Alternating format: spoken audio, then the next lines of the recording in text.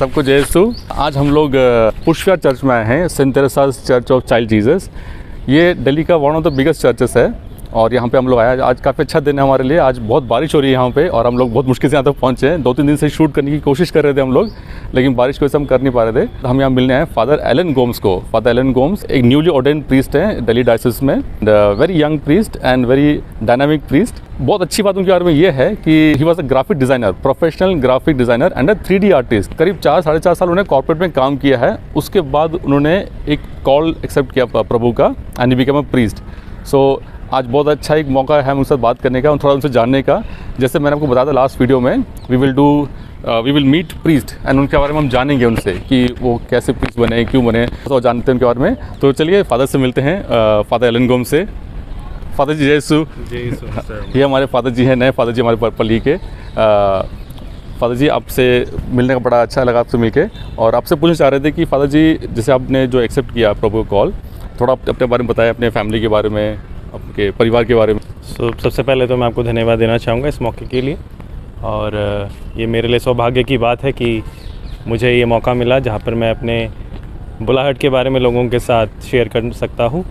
तो परिवार में माता पिता के साथ मेरे 2 भाई हैं, बड़े भैया हैं और एक छोटा भाई है, और दोनों ही कंप्यूटर ग्रेजुएट्स हैं। बड़े भैया ने MCA किया हुआ है। अच्छा, और छोटा भाई जो है वो BCA ग्रेजुएट है। Very nice. और मैं जैसा कि आपने बताया BCom ग्रेजुएट के साथ साथ मैंने ग्राफिक डिज़ाइनिंग की पढ़ाई करी Don Bosco technical institute Okhla से। और फिर 4 साल मैंने काम किया, जैसा आपने बताया। तो पुरोहित बनने का सपना बचपन से ही था।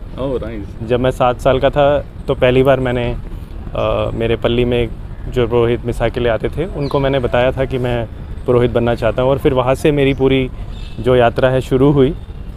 इतना आसान नहीं था क्योंकि बचपन में लगता था कि बनना है, लेकिन डर भी लगता था, पता नहीं बन पाऊँगा नहीं बन पाऊँगा। तो ये हमेशा रहता था, और अभी भी मतलब काफ़ी अच्छा लगता है कि एक सपना जो मेरा बचपन से था वो ईश्वर ने अभी जाके मेरा पूरा किया। तो खुशी होती है, और साथ ही साथ मैं थोड़ा आश्चर्यचकित भी होता हूँ कि कैसे दुनिया में रहकर और कहीं ना कहीं पूरी तरीके से डूबा हुआ था संसारिक चीज़ों में, और फिर ईश्वर ने मुझे चुना अपने कार्य के लिए, और आज मैं उनका एक पुरोहित बनकर उनकी सेवा कर रहा हूँ। ये बहुत खुशी की बात है। मेरी यात्रा काफ़ी लंबी रही, क्योंकि 7 साल से लेकर फिर जब मैंने अपनी स्कूलिंग करी तब तक ऐसा था कि बनना है नहीं बनना है, बनना है नहीं बनना है। स्कूलिंग कहाँ से की? स्कूलिंग मेरी दिल्ली में था? दिल्ली में ही हुई है। तो मेरा 10th तक की पढ़ाई मैंने जंगपुरा भोगल में दिल्ली इंटरनेशनल हैप्पी स्कूल से किया था। फिर +1 +2 मैंने Delhi Canada school Lodhi road वाले से, और फिर BCom की पढ़ाई मैंने यूनिवर्सिटी ऑफ दिल्ली से किया था। और ग्रेजुएशन से पहले ही मैंने अपना ग्राफिक डिज़ाइनिंग का कोर्स कर लिया था, ये डॉन बॉस्को से। और फिर ग्राफिक डिज़ाइनिंग की जॉब और साथ साथ में ग्रेजुएशन की पढ़ाई भी होती रही। तो उससे पहले भी बचपन से ही मतलब कुछ पुरोहितगण और सिस्टरगण हमेशा पूछते थे, लेकिन ऐसा हुआ कि कभी भी वो मैं नहीं होता था। हमेशा बड़े भैया के लिए मतलब लोग पहले बोलते थे, क्योंकि वो ज़्यादा धार्मिक और वैसे लगते थे। तो आपको फैमिली भी पूरा स्पिरिचुअल है? हाँ, मम्मी काफ़ी है, मम्मी पापा है, लेकिन मम्मी थोड़ी ज़्यादा है। तो उनसे ही मतलब ज़्यादा कुछ प्रेयर वगैरह और डिवोशन वो सारी चीज़ें सीखने को मिली। ऑल्टर सर्वर, हाँ, बचपन से मैं ऑल्टर सर्वर था। मेरे से पहले भैया थे, तो भैया के साथ ही बना करता था। और फिर धीरे धीरे वो चीज़ बढ़ती रही। तो एक बार हम लोग ऐसी मतलब जैसे बात करते हैं बचपन में, तो तब मैंने बोला था कि हम दोनों प्रीस्ट बनेंगे। अच्छा। तो वैसे मतलब पूरा चीज़ स्टार्ट हुआ। फिर वो जैसे हम बढ़ते रहे तो धीरे धीरे चीज़ें बदलती गई। फिर जाके मैंने ये सोचा चलो मतलब एकदम से तो नहीं था। फिर प्रोसेस में ऐसा हुआ कि 10th तक जैसे मैंने 7 साल की उम्र में मतलब मैंने अपनी इच्छा प्रकट की थी। उसके बाद जब मैं आई थिंक 9th या 10th के लगभग होऊंगा, तो जैसे ऑल्टर सर्विंग करता था तो सुबह चर्च संडे को जल्दी जाया करता था। तो एक दिन एक सलीशियन प्रीस्ट ने मुझे देखा। अच्छा। तो उन्होंने मिसा के तुरंत बाद मेरे माता पिता को पूछा कि मुझे बड़ा अच्छा लगा कि आपका बेटा जल्दी आता है और ऑल्ट्रिक वगैरह सब कुछ तैयार करता है, फिर खुद भी तैयार होता है। तो वहाँ से मतलब वो पहली बार थी जब उन्होंने पूछा कि ये बनना चाहता है कि नहीं बनना चाहता है।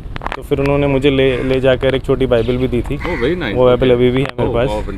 तो वो 7th क्लास में जो 7th क्लास नहीं, 7th नहीं 7th एज में नहीं, ये लगभग 9th स्टैंडर्ड 10th स्टैंडर्ड के आसपास, 14-15 इयर्स के आसपास। उससे पहले फिर जो हमारे पैरिश प्रीस्ट थे उनको भी लगता था कि मैं बन सकता हूँ, तो उन्होंने मेरी मम्मी से बात किया था। वो मुझे नहीं पता था, बाद में मुझे मम्मी ने बताया कि ऐसा था कि उनको भी लगता है कि तू बन सकता है। तो उस तरीके से तो काइंड ऑफ इधर सलीशियन प्रीस्ट ने भी पूछा, डायसिशियन प्रीस्ट ने भी पूछा।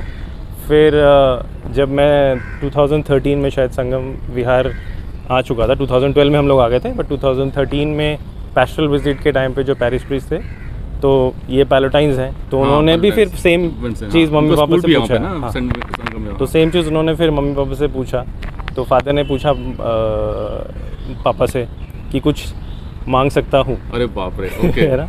तो उन्होंने बोला कि पापा ने बोला हाँ कुछ भी मांगे फादर। तो फादर ने बोला कि आपका एक बेटा प्रीस्ट बनने के लिए चाहिए हमें। वाह। तो उस टाइम तक कुछ क्लियर नहीं था। आप 10th में आ गए थे तब? नहीं, ये तो 2013 में तो ऑलमोस्ट ग्रेजुएशन खत्म हो गया था मेरा। पर उस टाइम पे मैंने फाइनल एग्जाम्स दे दिए थे, रिजल्ट्स नहीं आए थे। तो पूछा फादर ने कि आप क्या कर रहे हो। अच्छा। तो मैंने कहा फादर अभी मैंने ग्रेजुएशन के एग्ज़ाम दिए हैं। तो मुझे लग गया था कि 2-3 बार ऑलमोस्ट लाइक ये तीसरा कॉल था, जैसे लाइक वो सैमुअल कॉल था। तो 3 बार हो गया। तो फिर भी मैं श्योर नहीं था कि ये है नहीं है। तो ये माता मरियम का महीना होता है, मई का महीना, राइट। तो मैं रोज़ रोज़री के लिए जाया करता था। तो हमेशा मन में इसी प्रार्थना के साथ जाता था कि माँ, जिस तरीके से तूने ईश्वर को हाँ कहा है, तो अगर मुझे भी ईश्वर बुला रहा है तो मेरी मदद कर, ताकि मैं हाँ बोल सकूँ। Very nice. तो उस तरीके से फिर पूरा प्रोसेस चला। तो उसी दौरान पहले हम सनलाइट कॉलोनी में थे, तो वहाँ हाँ पहले सनलाइट मसीगढ़ का जो उस टाइम पे मिशन स्टेशन था, अभी तो पैरिश बन गया है। तो फादर ने बताया, फादर जूलियन ने बोला तो मतलब सडनली क्या हुआ पता नहीं, बट उनको भी ऐसा लगा कि शायद कुछ है इंटरेस्ट मेरे में। तो फिर उन्होंने पूछा, जबकि कुछ टाइम पहले उन्होंने जब मुझसे पूछा था तब मैंने कहा फादर लगता तो है लेकिन मैं डरता हूँ। अच्छा। तो फिर उन्होंने मुझे बोला कि अगर आई थिंक सब लोग जो है डरते हैं, मतलब जैसे वो एक कॉल आती है, जैसे मैंने जितने भी पूछा है, सब लोग डरते हैं कि वो चला गया नहीं बन पाया तो क्या होगा। हाँ। वो डर की वजह से काफ़ी लोग जाते ही नहीं है वो लोग। कई बार ये डर रहता है, क्योंकि तो मैंने फादर से बोलता फादर मुझे डर लगता है। तो फादर कहते हैं अगर डर लगता है तो बेटर कि ना जाए। हाँ, पर तो वैसा था। बट फिर बाद में एक साल बाद मैंने बोला फादर मुझे जाना है। अच्छा। तो फादर ने बोला अच्छी बात है। तो 16 मई को मेरी एक इंटरव्यू थी छोटी। ओके। फादर जय प्रदीप उस टाइम पे रेक्टर थे माइनर सेमिनरी, दिल्ली में ना। हाँ, तो वो मसीगढ़ पैरिश आए थे। तो मैंने बोला फादर ठीक है, मैं उनसे मिलके फिर फॉर्म ले लूँगा। तो 1 घंटे के लगभग इंटरव्यू चला। फिर फॉर्म वगैरह सब करके फिर 3 जुलाई 2013 मैंने माइनर सेमिनरी ज्वाइन कर लिया। Very nice. तो वहाँ से मेरी पूरी वोकेशन फॉर्मेशन सब कुछ स्टार्ट हुआ। वोकेशन तो खैर बचपन से ही था, फॉर्मेशन 2013 में शुरू हो गया ऑफिशियली 2013। सो फादर जी, जैसे आपका जो आपकी अपब्रिंगिंग थी आपकी, so like will walk that side because थोड़ा सा मौसम साफ हो गया। सो आपकी जो अपब्रिंगिंग थी, स्कूल आपका लाइफ, कॉलेज लाइफ, आपके हॉबीज़, थोड़ा सा उसके बारे में कुछ में शेयर करें प्लीज़। स्कूल लाइफ मेरा ओवरऑल अच्छा ही था। As an average student bright था, लेकिन कुछ सब्जेक्ट्स थे जो मुझे बहुत अच्छे नहीं लगते थे। अच्छा। तो लाइक मैथमेटिक्स मेरा सबसे बड़ा दुश्मन था। बट अभी समझ में आता है कि अच्छा है फॉर आवर लाइफ, मतलब हमारी लाइफ के लिए तो मैथमेटिक्स का काफ़ी यूज़फुल है। लेकिन उस टाइम पे अच्छा नहीं लगता था पढ़ाई के टाइम पे ना। But overall I used to be average student with obviously मतलब कुछ टैलेंट्स थे मेरे, लाइक सिंगिंग और आर्टिस्टिक का तो था ही था। कलर वगैरह, कलर कॉम्बिनेशन मेरा काफ़ी अच्छा हुआ करता था बचपन से। अच्छा। तो बाद में मुझे पता चला कि क्यों है ऐसा। ओके, बिकॉज वो ग्राफिक्स से वो हाँ, ग्राफिक्स का। तो mom was the first one actually. तो मम्मी को पहले था कि इसका कलर कॉम्बिनेशन बहुत अच्छा है। तो बाद में मुझे पता चला जब as a professional graphic designer, तो काफ़ी हेल्पफुल था ये। Very nice. हॉबीज़ साइकिलिंग है, फिर मुझे फुटबॉल खेलना बहुत अच्छा लगता था। अच्छा। और फिर बाद में PC gaming and all, console gaming. तो पहले तो खैर वैसा वीडियो गेम होता था, हाँ नॉर्मल हुआ करता था। फिर वो बाद में भी till I was working, so I used to play Xbox and those things. अच्छा, तो गेमिंग का है, तो that is one of the hobbies. Playing football one of the hobbies, then cycling is one of the hobbies. nice. और फिर seminary join करने के बाद रीडिंग भी एक हॉबी बन गया. Very nice. तो मुझे पहले रीडिंग करना बिल्कुल पसंद नहीं था. Okay okay.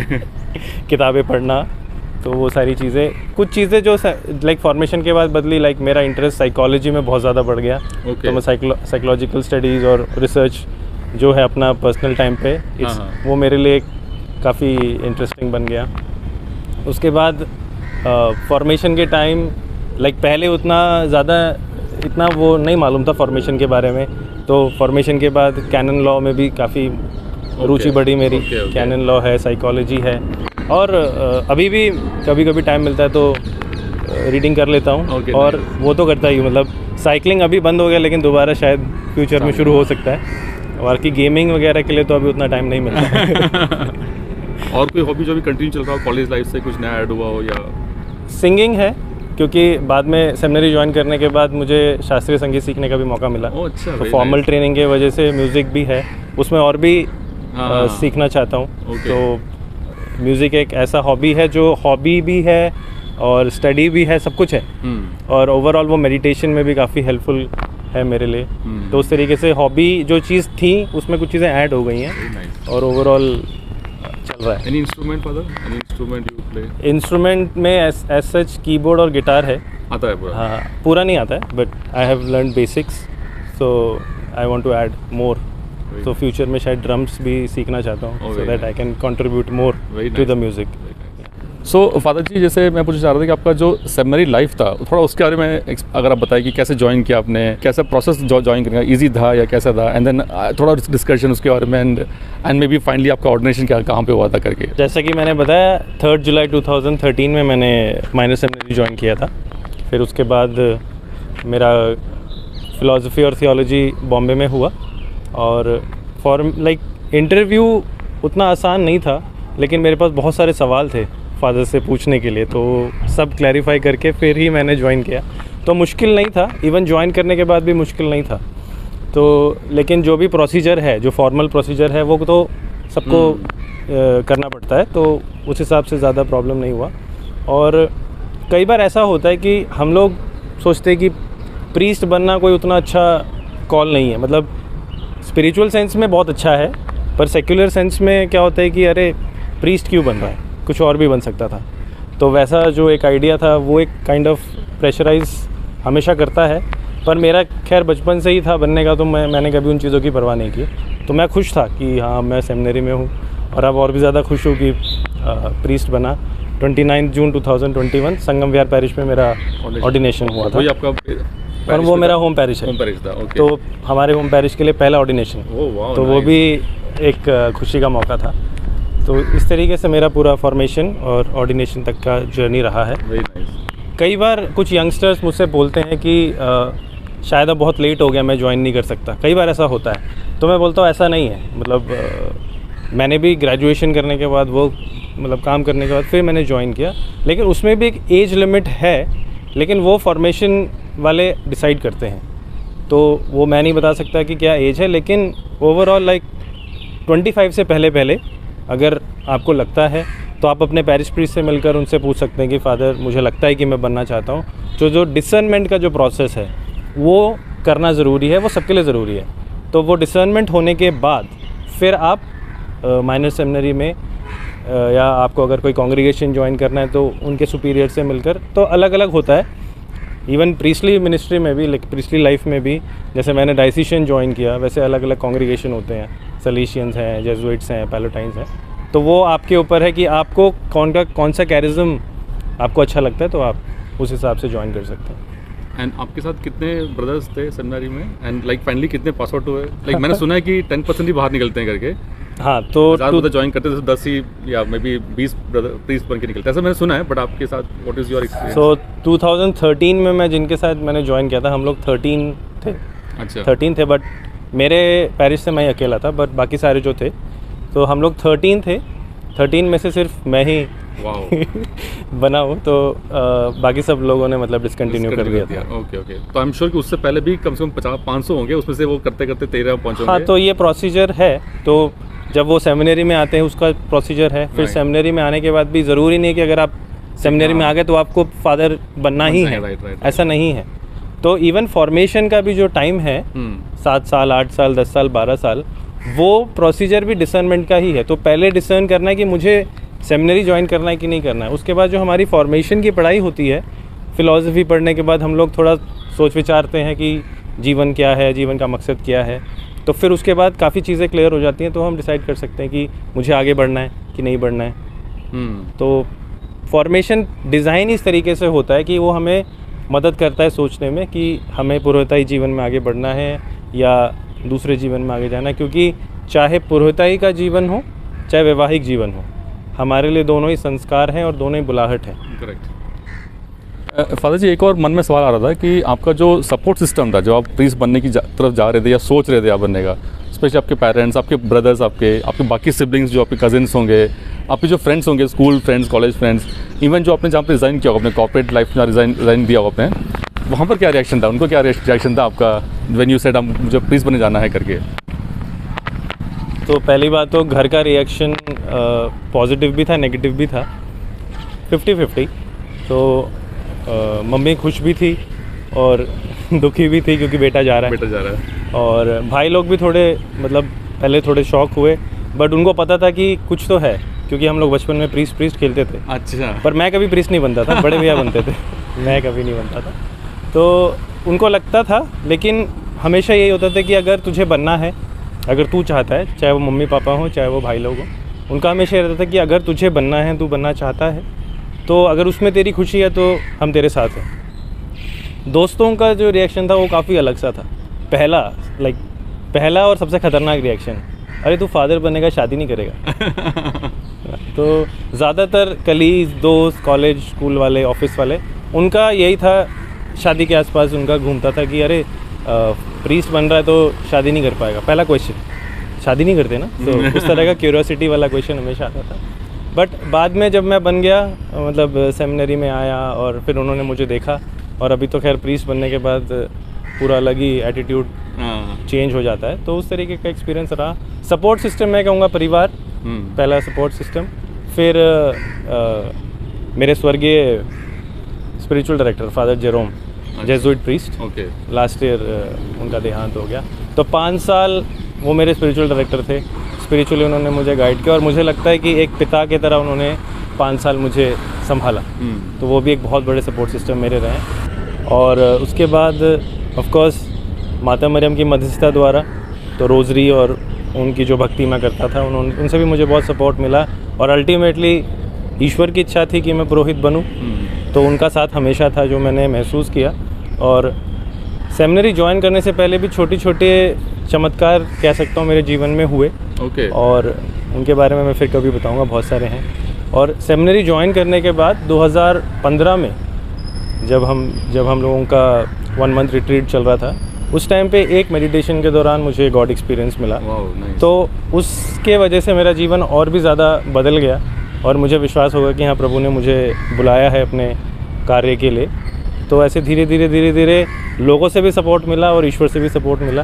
तो आज सो फादर जी, आपका जो जैसे बहुत सब खाना सबको अच्छा लगता है, so do you like cooking, do you like to, और any favourite food you have, if you can थोड़ा बहुत उसका बताएं। और if you can also share about your dream destination where you want to travel, you like to travel. So अगर आपको भी कुछ है ऐसा कोई ड्रीम डेस्टिनेशन। कुकिंग का अगर मेरे पापा सुनेंगे तो बहुत नाराज़ होंगे, क्योंकि वो शेफ़ हैं। तो कुकिंग मुझे बहुत ज़्यादा पसंद तो नहीं है, लेकिन अच्छा लगता है। हमेशा तो नहीं, लेकिन कभी कभी करने में अच्छा लगता है। और जो मेरा फेवरेट क्विज़ीन है वो इटालियन है। तो मुझे इटालियन खाना अच्छा लगता है।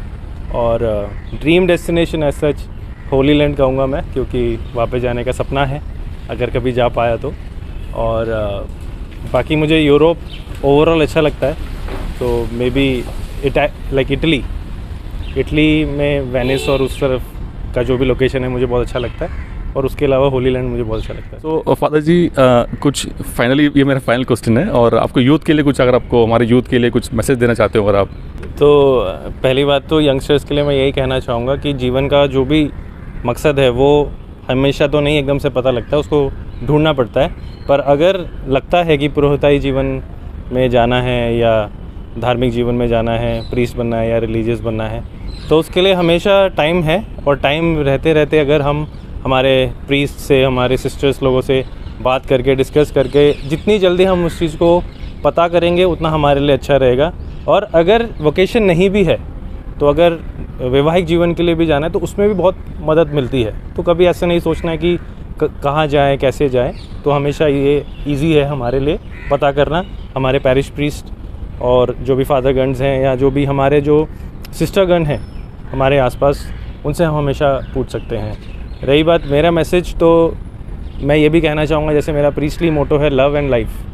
सो प्रेम जो है, कभी कभी हमें ऐसा लगता है कि प्रीस्टली लाइफ बोरिंग है, यहाँ पे प्यार की कमी है, फादर हमेशा स्ट्रिक्ट होते हैं। ऐसा नहीं है, क्योंकि जो पुरोहिताई जीवन भी है वो भी प्रेम और प्यार से ही केंद्रित है।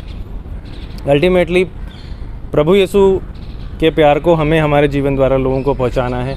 और जैसे कि मेरा मोटो है लव एंड लाइफ, तो मैं हमेशा यही कहता हूँ कि जो स्रोत है, प्रेम का जो स्रोत है और जो जीवन का जो दाता है वो ईश्वर है। तो हम ईश्वर से बढ़कर कभी नहीं हो सकते और मैं उनकी जगह नहीं ले सकता, लेकिन उनके उस प्यार को आप लोगों तक बांट सकता हूँ। धन्यवाद। Thank you so much. बहुत अच्छा लगा आपसे बात करके। जय यीशु।